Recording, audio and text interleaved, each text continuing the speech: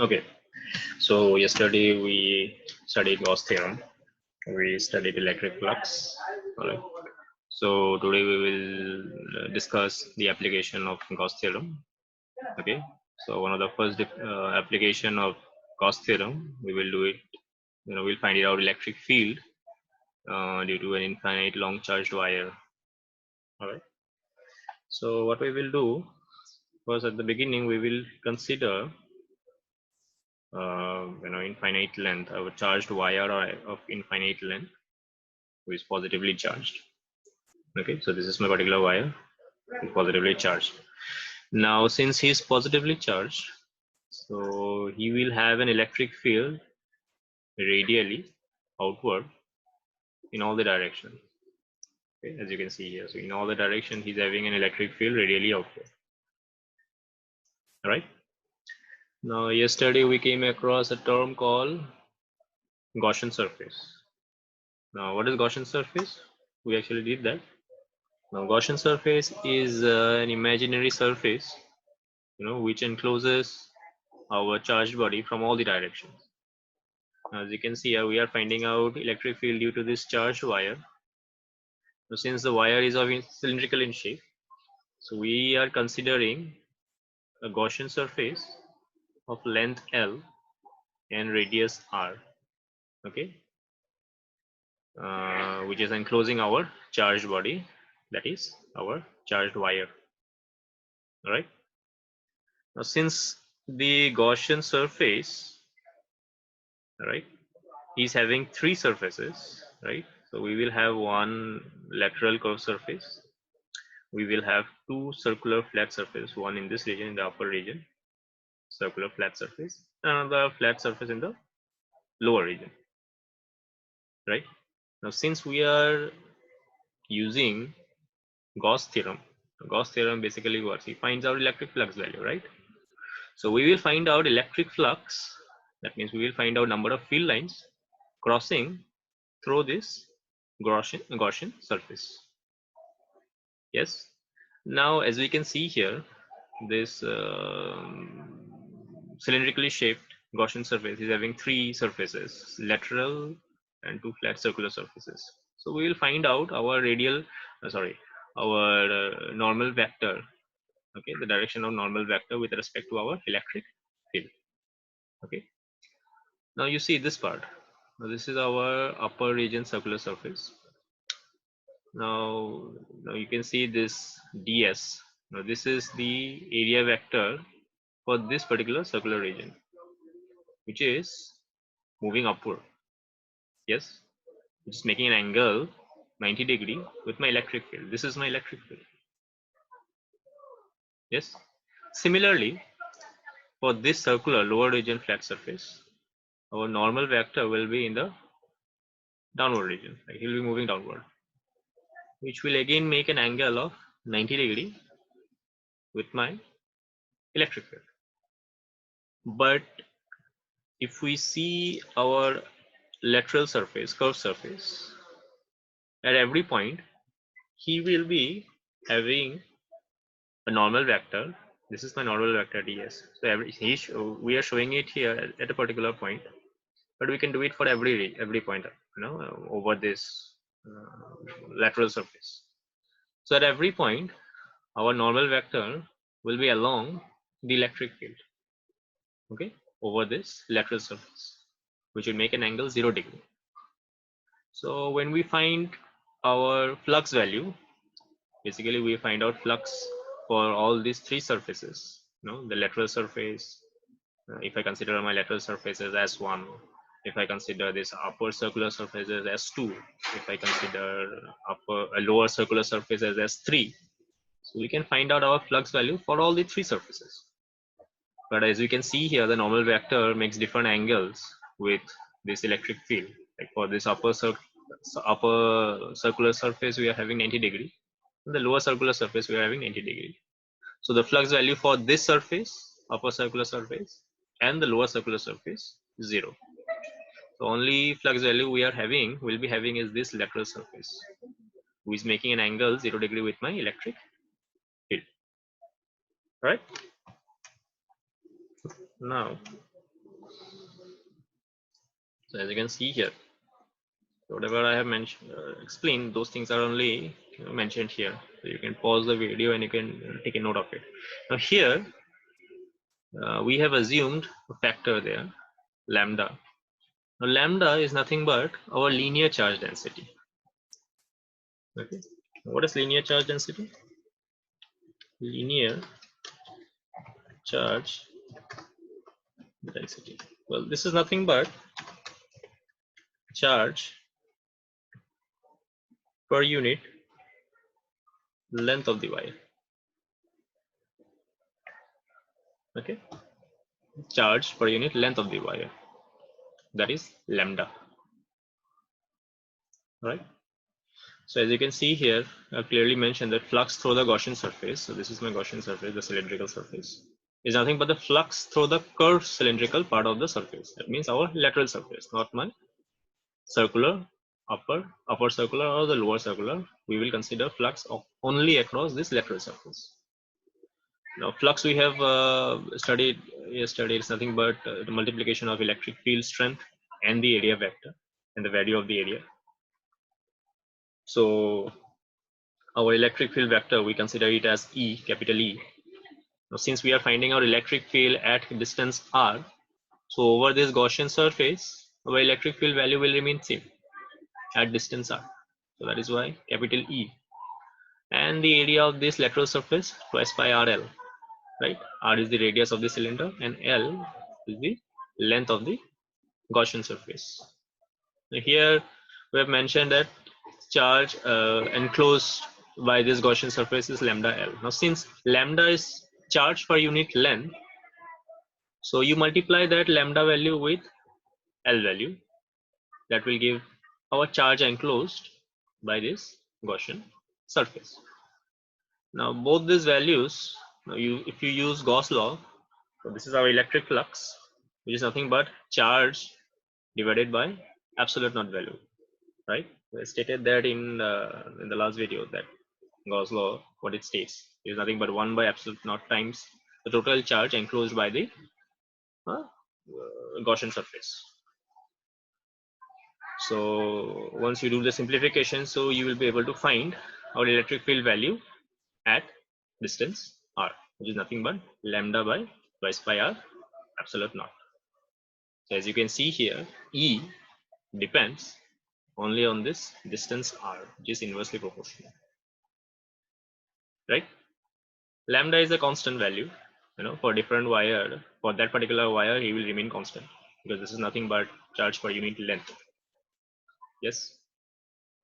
So in this way, we will be able to find our electric field value due to an infinite long wire. Okay.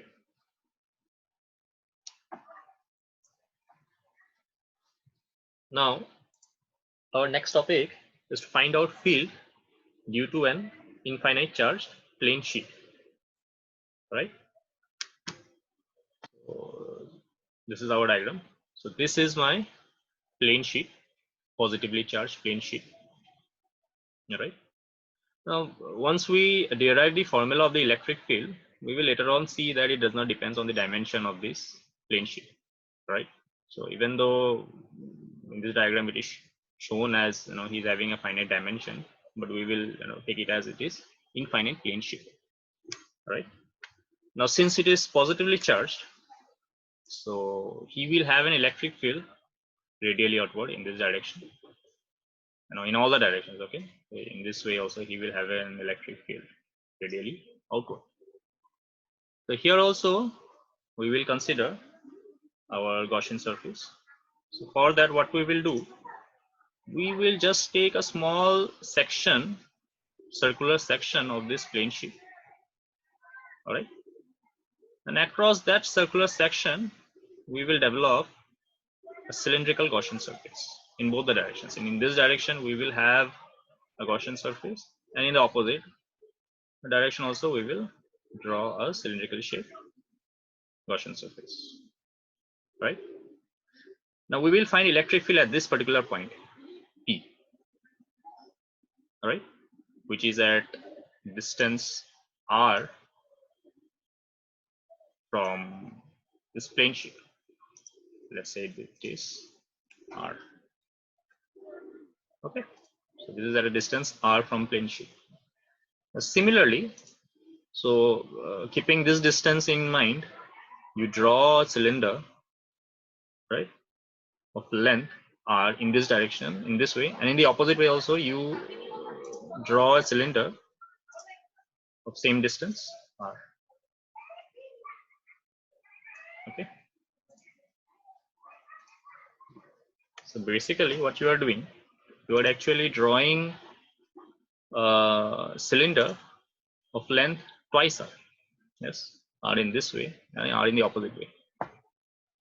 And in both the direction, if I consider a point P dash here, okay, so at this point also you can find your electric field. So whatever electric field value you will have here at this point P, the same electric field value you will have at this particular point also. All right, so we will see that how it is expressed later on.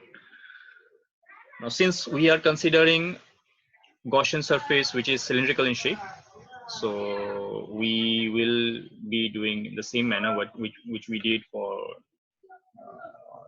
long wire. So we will find out our flux value. Now since this is cylindrical in shape, so we will have flux for 3 different surfaces. We will have flux for this flat circular surface, as you can see here, and another flat circular surface in this region, as you can see here. Yes. Now normal vector for this surface, it is radially outward, which is along the direction of electric field, making an angle 0 degree with my electric field.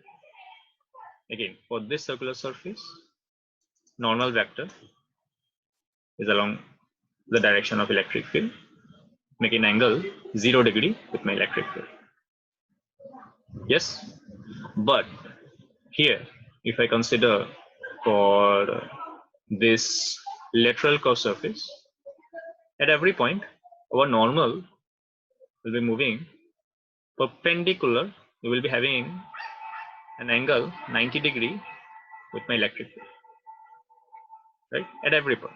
Like if I consider an electric field in this direction, so normal for this lateral surface, he will always have a radially outward, making an angle 90 degree with my electric field. All right. So in this case, for lateral surface, our normal vector always makes 90 degree with my electric field at every point, right? At every point it makes 90 degree. Only for this lateral flat circular surfaces, we will have a 0 degree angle with my electric field, right? So when we find our electric flux value, so as you can see here, this A is nothing but the area for this circular surface, right? Since this is cylindrical shape, so for both the circular surface we will have same area A. So that is why we are taking it as A, right? So we are finding out flux for this circular surface and flux for this circular surface. Yes, so that's why we will have EA, like electric field strength multiplied by area of the flat surface. Again, plus electric field strength multiplied by area of the circular surface. When you add them, we get twice EA, right? So this is our flux through the cylinder. We don't have flux for the lateral surface, which is making 90 degree with the normal vector is making 90 degree with my electric field. Okay. Now, at the very beginning, we have assumed that sigma as my uniform surface charge density. So as we had assumed lambda as linear charge density, which is nothing but charge per unit length in case of long wire, or infinite plane shape, we consider surface charge density, which is nothing but charge per unit area. Okay. Surface charge density, which is nothing but charge per unit area of the surface. Okay, charge per unit area of the surface. So if you want to know your charge value, so what we do, we multiply that charge per unit area with the area of the Gaussian surface, cross-sectional area. So this is our charge enclosed by this Gaussian surface.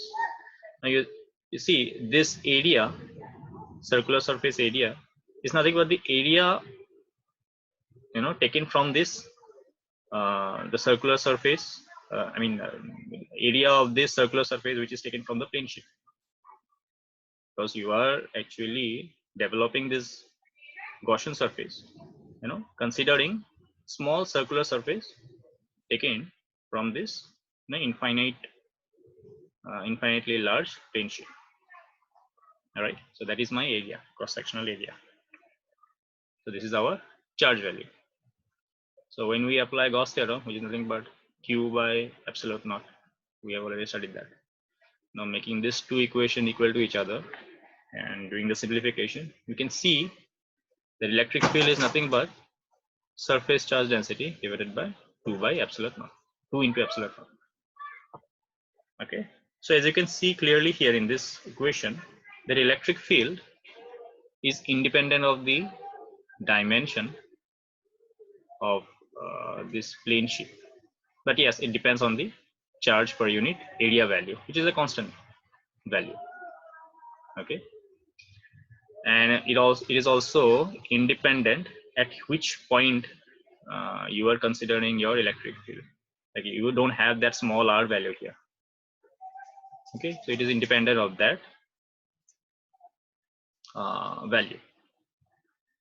All right, all you need to keep it in your mind is that what is the sign convention of your sign convention of plane sheet. Okay, whether it is positively charged or it is negatively charged, only that part you need to keep it in your mind. If it is positively charged, you will always have a radially outward electric field. If it is negatively charged, you will always have a radially inward electric field. Only that part you need to keep it in your mind.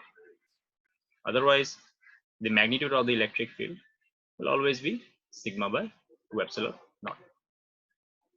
Okay, all right, thank you.